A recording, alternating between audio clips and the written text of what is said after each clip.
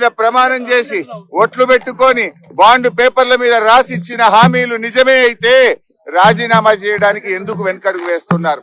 మీరు రాజీనామాకు ముందుకు రావడం లేదంటే ఈ రాష్ట్ర ప్రజల్ని మరొక్కసారి మీరు మోసం చేస్తున్నట్టే లెక్క. ఒకవేళ మీకు రావడానికి ఇక్కడ ఇబ్బందిగా ఉంటే అమరుల స్తూపం దగ్గర, ఎందుకంటే మీరు ముఖ్యమంత్రి అయిన తర్వాత ఏనాడు అమరవీరుల స్తూపానికి ఓ 2 పూలు పెట్టింది లేదు, శ్రద్ధాంజలి ఘటించిన చరిత్ర మీకు లేదు. ఇది నిజంగా మా దురదృష్టం. అయినా కూడా ఈ ఒకవేళ మీకు రావడానికి ఇబ్బంది ఉంటే మీ పిఏ ద్వారా పంపండి, లేదా మీ స్టాఫ్ ద్వారా పంపండి, మాకు అభ్యంతరం లేదు.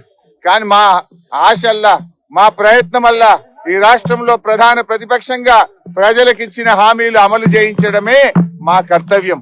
మాకు ఇక్కడ రాజకీయాల కంటే కూడా పేద ప్రజల ప్రయోజనాలు ముఖ్యం. అవ్వ తాతలకు 4,000 రూపాయల పెన్షన్ రావాలి, రైతులకు 15,000 రైతు బంధు రావాలి, రైతులకు 2 లక్షల రుణమాఫీ జరగాలి, వడ్లకు మక్కలకు 500 బోనస్ రావాలి, రాష్ట్రంలోని మహిళలకు 2,500 రూపాయలు రావాలి. ఇవేమి మేము కొత్తగా అడుగుతున్నాయి కావు, ఇవేమి మా గొంతమ్మ కోరికలు కావు. ఎన్నికల ముందు మీరు కాళ్ళల్లో చేతులల్లో మొక్కి మీరు బాండ్ పేపర్ల మీద రాసిచ్చిన మాటలు. స్వయంగా సోనియా గాంధీ గారు రాష్ట్ర ప్రజలకు లేఖ రాశారు. ఈ 6 గ్యారంటీలను 100 రోజుల్లో అమలు చేయించే బాధ్యత మాది అని స్వయంగా సోనియా గాంధీ గారే రాష్ట్ర ప్రజలకు లేఖ రాశారు. అందువల్ల ఈ రాష్ట్ర ప్రజలకు మీరు ఇచ్చిన హామీలు అమలు చేయమని అడుగుతున్నాం. ముందు బేషరతుగా మీరు క్షమాపణ చెప్పాలి. ఎందుకంటే డిసెంబర్ 9న తొలి సంతకం 6 గ్యారంటీల మీద పెడతామని, రుణమాఫీ మీద పెడతామని మాట తప్పినందుకు ముందు క్షమాపణ చెప్పండి. అందుకే మిత్రులారా, మనమందరం అప్రమత్తంగా ఉండాలి. మన పూర్వీకులు మనకిచ్చిన ప్రజాస్వామ్యాన్ని, మనకిచ్చిన రాజ్యాంగాన్ని, మనకిచ్చిన ఎస్సీ ఎస్టీ ఓబీసీ మైనారిటీ రిజర్వేషన్లను కాపాడుకొని ఈ దేశంలో మన భవిష్యత్తు ఉజ్వలంగా ఉండాలి, మనకు రక్షణ కలగాలి అనే అంశం మీదనే ఈ ఎన్నికలకి వెళ్తున్నాం. ఇది స్పష్టంగా ప్రజల దగ్గరికి తీసుకెళ్ళండి.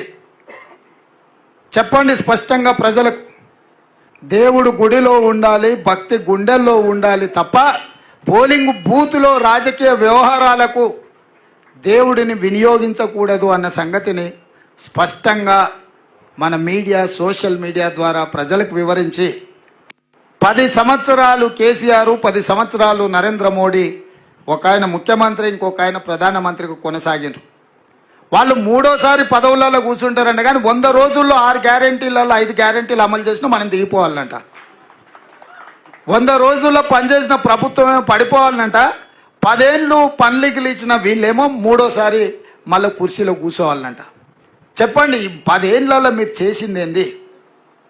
100 రోజుల్లో మనం చేసింది ఏంది? నేను మొన్న దూలం లెక్క పెరిగితే కాదు, దూడకున్న బుద్ధాన్ని ఉండాలని హరీష్ రావు మొన్న అన్నాడు. నేను 15 ఆగస్టు లోపల 2 లక్షల రూపాయల రైతు రుణమాఫీ చేస్తాను నేనంటే, రేవంత్ రెడ్డి నువ్వు 15 ఆగస్టు లోపల చేయకపోతే నువ్వు రాజీనామా చేయాలా, నువ్వు చేస్తే నేను ఎమ్మెల్యే పదవికి రాజీనామా చేసి మళ్ళీ సిద్దిపేటలో పోటీ చేయను అన్నాడు. నేను ఆ సవాల్ను స్వీకరించి, మంచిది హరీష్ రావు గారు, నీ సిట్టి జేబులో పెట్టుకో రాజీనామాది, 15 ఆగస్టు తర్వాత సిద్దిపేటకు నీ శని వదులుతుంది, చింతమాడికలో పోయి చింతశెట్టు కింద వండుకో అని చెప్పిన.